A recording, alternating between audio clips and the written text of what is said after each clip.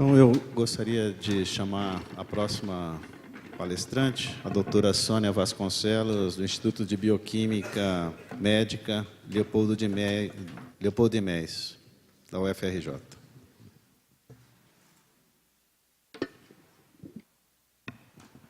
Bom dia. Bom, antes de tudo, queria agradecer a organização do evento, especialmente ao Abel Packer, por esse convite honroso de contribuir com essas discussões. Já tinha comentado ontem com o Abel que eu estou muito impressionada com a qualidade do evento. Eu acho que nesse momento que a gente vê claramente um momento difícil, né, para a ciência brasileira, a gente contar com um evento rico como esse, que discute claramente aspectos muito essenciais sobre a ciência aberta e com a inclusão de preocupações éticas sobre essa temática, eu acho que mostra claramente com que seriedade o Brasil trata essa questão, e eu tenho muito orgulho de estar aqui e tenho muito orgulho de poder, nesse momento, compartilhar com vocês algumas questões que eu acho que, nesse momento, são compartilhadas entre nós, afetam a nossa pesquisa de maneira geral e se relaciona muito com o contexto nacional de pós-graduação, e é um pouco nesse sentido que eu trarei algumas contribuições aqui. O que eu vou fazer logo nesse início é dizer para vocês como é que eu organizei esses 15 minutos de apresentação. Inicialmente, eu vou falar do conceito de integridade em pesquisa, dando um pouco de delineamento dentro do campo da ética na ciência. Eu acho que é importante, a gente fala muito em aspectos éticos, ética em pesquisa, integridade em pesquisa, mas, na verdade, tem um lugar bem específico, né, para essa temática, eu acho importante situar. Depois, no momento seguinte, eu falo um pouco sobre o ambiente de pesquisa e como aspectos éticos e culturais, nesse momento, ilustram a relação da ética com aspectos sobre prioridade da descoberta, por exemplo. Depois, num outro momento da apresentação, eu comento um pouco sobre os desafios postos aos jovens pesquisadores e instituições. Na verdade, tentando chamar a atenção nessa minha fala para aspectos institucionais que me chama assim, mais a atenção, né? Antes disso, eu queria dizer qual a apropriação que eu faço de cultura, né, como um código através do qual as pessoas de um dado grupo pensam, classificam, estudam e modificam o mundo e a si mesmas. Então, quando eu falar em cultura aqui, na verdade, eu estou falando dessa apropriação do da mata, e eu acho importante marcar. E tem um pressuposto que informa muito do que eu vou colocar aqui, eu acho importante compartilhar também esse pressuposto, é que a transição para a ciência aberta é um processo, né, a gente sabe disso, não é um evento singular, né, único, e incentivos e recompensas são uma questão de política, né, que é sensível e está muito relacionada com a carreira dos pesquisadores, as perspectivas de promoção e, obviamente, há diferenças institucionais, regionais e nacionais. Então, tentando imaginar esse contexto que eu trago um pouco algumas questões aqui. Então, como eu falei, a primeira dela é uma apropriação do que o Luiz Henrique Lopes dos Santos, da FAPESP, coloca como integridade em pesquisa. Eu acho que ele situa muito bem o campo, né? Então, a gente está falando de um campo particular no interior da ética profissional do cientista, né, entendida como a esfera total dos deveres éticos a que o cientista está submetido a realizar suas atividades. É no interior dessa esfera que a gente distingue, por um lado, o conjunto dos deveres derivados de valores éticos mais universais, não necessariamente científicos, né? Por exemplo, preocupações com o bem-estar humano, com o bem-estar animal, está dentro de um contexto bioético que a gente compartilha, e isso, obviamente, não é especificamente porque somos pesquisadores, né? Há outros indivíduos, né, em outras áreas que, obviamente, terão a mesma preocupação. E quando a gente fala de integridade em pesquisa, a gente está falando mais sobre a atividade profissional do pesquisador enquanto comprometido com a geração de conhecimento coletivo, né? Então, cada vez que algumas barreiras são postas para a construção desse conhecimento coletivo, a gente tem um problema de integridade em pesquisa. Eu gosto muito desse esquema dessa universidade em Sydney, que relaciona a integridade em pesquisa com vários pontos que são, obviamente, essenciais. Então, eu destacaria aqui alguns, né? Honestidade, a parte de orientação, que é bastante importante, né? Então, essa responsabilidade sobre a formação de jovens pesquisadores, eu acho que é um ponto central nessa discussão que vem acontecendo ao longo desses dias. E tem um ponto importante, que é a questão da responsabilização e da abertura, né? Então, os métodos de pesquisa, os achados, eles devem ser compartilhados abertamente e discutidos de forma profissional, né? Então, quando a gente fala abertamente, é inclusive nas relações que se estabelecem em projetos colaborativos e entre os orientadores, orientandos, e essas discussões dentro do próprio grupo de pesquisa, né? A gente tem que estimular esse ambiente, né, mais aberto dentro dos nossos próprios grupos, né? E não apenas imaginando esse cenário mais amplo, um macro cenário, digamos assim.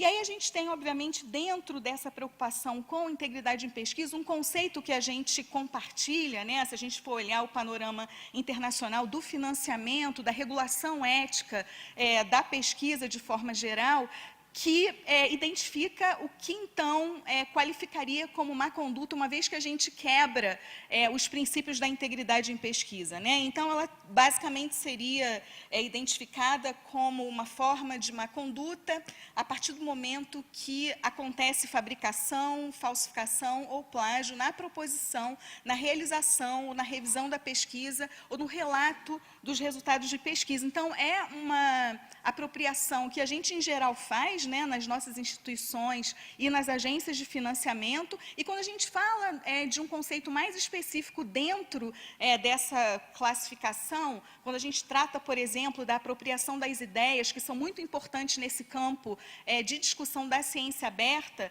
a gente, obviamente, não tem como desvincular preocupações com plágio, né, que basicamente pode ser definido como apropriação das ideias de processos, resultados ou palavras de outra pessoa sem o devido crédito. Então, é uma definição que a gente muito usa, né, e essa questão das ideias, ela é muito importante porque a gente discute isso num contexto que é extremamente competitivo, né? A gente percebe isso, a gente experimenta isso nos nossos programas de pós-graduação, cada vez que se aproxima a avaliação da CAPES, essa sensação aumenta mais, então o tempo inteiro a gente lida com esse aspecto, e isso é independente da área na qual a gente participa, né?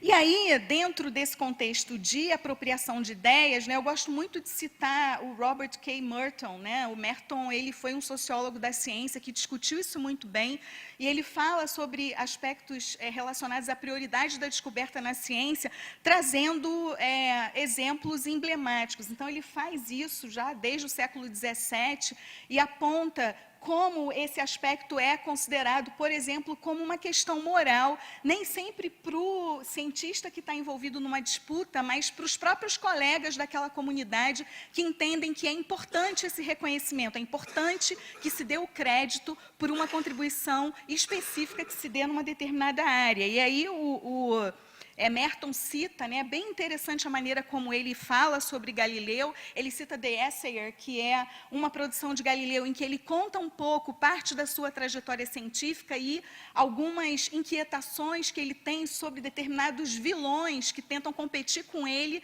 e tirar dele a prioridade, e ele chama de glória, né, em alguns momentos. Então, ele chama aqui a atenção, né, ele se tornou um seasoned campaigner e vigorously defended his rights to priority priority first. Vou ler só esse pedacinho aqui em inglês, né? Então, ele cita o Grace, né? Who tried to diminish whatever praise there may be in this invention of the telescope for use in astronomy, which belongs to me. Né? Então, ele chama atenção para o quanto ele ficava inquieto com determinados competidores que queriam tirar esse lugar que ele tinha prioritário numa descoberta. E a gente também pode trazer isso para o cenário contemporâneo, né? Muitos de vocês vêm acompanhando uma discussão muito forte na área de tecnologia de CRISPR, né? Que na área biológica vem sendo utilizada para estudos na área de edição genômica, então vem crescendo de uma forma muito grande. E nessa publicação da Cell, o que o autor tenta fazer é trazer um pouco dessa backstory associada ao CRISPR, e ele coloca alguns personagens emblemáticos, né, dentro desse contexto, e um dos personagens que ele traz para esse cenário é o Morrica, né, da Espanha, que durante a sua pós-graduação trabalhou muito nessa área. Na verdade, o próprio Morrica, ele deu o nome de CRISPR, né, para o que ele vinha observando, e inicialmente isso foi identificado em bactérias, e depois esses estudos foram avançando, mas o que o autor, na verdade, tenta fazer aqui é que, nesse avanço dos estudos, a gente tem, na verdade, vários lugares no mundo que trouxeram contribuições para a área de CRISPR, e ao falar sobre essas contribuições, obviamente, ele contextualiza a dificuldade do Morrica em publicar o seu trabalho, e aí ele fala um pedacinho, né, dizendo que ele identificou o CRISPR-Loci, né, como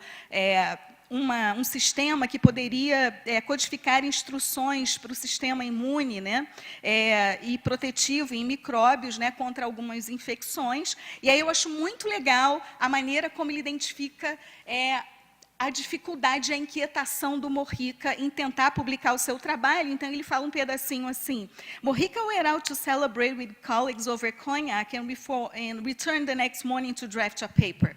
So began an 18-month odyssey of frustration. Recognizing the importance of the discovery, Morrica sent the paper to Nature. Aí, em 2003, the journal rejected the paper without seeking external review.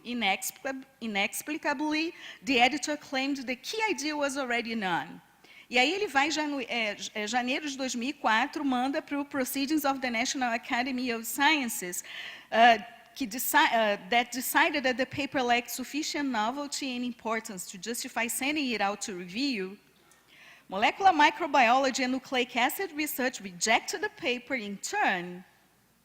By now, desperate and afraid of being scooped, Morrica sent the paper to Journal of Molecular Evolution.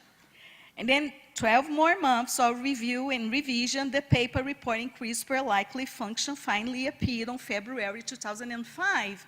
Então, a gente vê nesse momento a preocupação dele de ter as ideias, né, apropriadas por um outro pesquisador ou por um revisor, por exemplo, e foi muito torturante para o Morrica essa trajetória de tentar publicar o paper. Obviamente, se ele tivesse colocado isso num preprint, talvez não tivesse sofrido tanto, né? E aí, esse aspecto sobre a preocupação com a prioridade é muito bem colocado pelo Southwick nessa publicação no The Science, em que ele chama que, nas conferências, né, the fear of potential threat of ideas, né, é considerado como the elephant in the room. Eu acho que ele é muito, assim, preciso nessa colocação. A gente vê, a gente que atua na pós-graduação, identifica muitas vezes a dificuldade dos alunos em quererem falar abertamente sobre seus resultados, e às vezes num pôster é o mínimo que se fala ali, com receio de que alguém possa passar à sua frente, né? Então, a gente tem um ambiente, na verdade, que acaba estimulando que os alunos não fiquem tão à vontade para falar dos seus trabalhos em andamento, e eu acho que esse é um ponto importante, né? E aí eu gosto muito dessa contribuição da Murray, que fala sobre essa sensação em conferências, né? Então, ela dá um depoimento, como ela se sente como uma aluna de pós-graduação tentando navegar nessas murky waters of collaboration and competition, né? E aí ela fala que é pretty confusing. Né? I recently attended my first conference, and never mind the name badges I wanted to tattoo, friend or foe, on people's foreheads. Given that a researcher's publications are often months and not years behind their current lab work, it's hard to discover who is working on what. Knowing when to share unpublished ideas and when to practice your poker face. You see, poker face can be a nightmare for an early career scientist. Então, eu queria começar a chamar a atenção para essa preocupação que a gente precisa ter com pesquisadores em início de carreira, quando a gente está falando de desenvolvimento de carreira, de open sharing, e a atenção que a gente tem que trazer para essa temática no contexto da formação de novos alunos. Então, esse é um exemplo que eu já trouxe no painel, do qual eu participei no primeiro dia, né, que mostra uma apropriação que uma revisora fez de um trabalho que ela revisava para a revista Plant Science. Então, aqui a gente tem uma nota de retratação por um artigo que ela escreveu a convite da Nature's Review Genetics. Enquanto ela revisava esse paper, ela escrevia esse paper, ela revisava um artigo da Plant Science, e o que aconteceu foi que ela se apropriou de algumas ideias contidas nesse paper. E o que chama atenção não foi a quantidade de texto do qual ela se apropriou. Meu tempo aqui já finalizou, vou pedir só mais 2 minutos. Não foi exatamente isso, foram as ideias de um pesquisador mais jovem que foram utilizadas na sua publicação. Esse pesquisador mais jovem entrou em contato com o editor da Plant Science, falou do problema que ele identificou assim que esse trabalho da Nature foi publicado. O editor da Plant Science, que era um senior, entrou em contato com a editora da Nature, e eles identificaram que, de fato, houve modificações nas versões anteriores que essa pesquisadora apresentou à revista, e eles finalmente identificaram que, de fato, algumas ideias e hipóteses apresentadas naquele trabalho eram muito importantes e não deveriam ter sido utilizadas, obviamente, em um trabalho que deveria ser protegido por confidencialidade. Então, tem uma questão ética muito forte aí, que o revisor não cuidou, e, obviamente, o crédito para os pesquisadores mais jovens. A gente tinha nesse grupo um pesquisador que estava ainda na pós-graduação, que se sentiu muito impactado por essa má utilização das suas ideias, e isso fez muita diferença. Inclusive, se a gente acompanhar a citação dos 2 trabalhos, tem uma diferença incrível de visibilidade, se a gente compara ambos, no contexto de visibilidade científica. E eu já estou realmente caminhando para o final aqui, e eu queria chamar a atenção para esse documento que envolveu algumas instituições europeias e que trabalharam juntas para discutir alguns desafios no campo da integridade científica e do papel das instituições. E tem um ponto aqui que eu acho bastante interessante, eles chamam atenção para os pesquisadores em início de carreira, dizendo que esses pesquisadores eles experimentam 2 pressões de competição. First, they confront fears of exposing their work, both out of concern about getting scooped and also because of potential embarrassment for showing immature, naive and possibly wrong data or procedures. E aí a gente vê que nesse contexto mais amplo, eu estou trazendo aqui apenas um recorte de uma pesquisa que a Nature conduziu em 2017, foram mais de 5.000 pesquisadores em início de carreira falando sobre aspectos associados à saúde mental, E aí a pergunta é se eles já procuraram ajuda, para ansiedade ou depressão. Então, a gente vê aqui que tem um percentual importante que já procurou ajuda. Então, a gente está lidando com esse grupo. Obviamente, a gente pode dizer aqui que isso é normal, essa ansiedade e essa sensação é comum para a geração mais jovem, mas o que nos interessa é olhar o quanto esse ambiente de pesquisa pode exacerbar essa sensação entre os jovens pesquisadores. E eu acho que os orientadores têm um papel essencial, e as nossas instituições têm um papel crucial. A gente está discutindo ciência aberta, open sharing, e a gente precisa cuidar desse ambiente de pesquisa, porque nós estamos formando pessoas. Então, é muito importante que a gente se comprometa com esses aspectos importantes da formação. Eu estou realmente acabando, mas chamando a atenção que... chamando a atenção sobre esse important advice, mentorship. Eu quero acabar com esse slide, eu não vou nem avançar para o último, peço desculpa ao coordenador da sessão. Mentorship contributed more to respondents' overall satisfaction with their PhD program than did any other factor. Specifically, guidance from and recognition by an advisor proved to be the top determinant.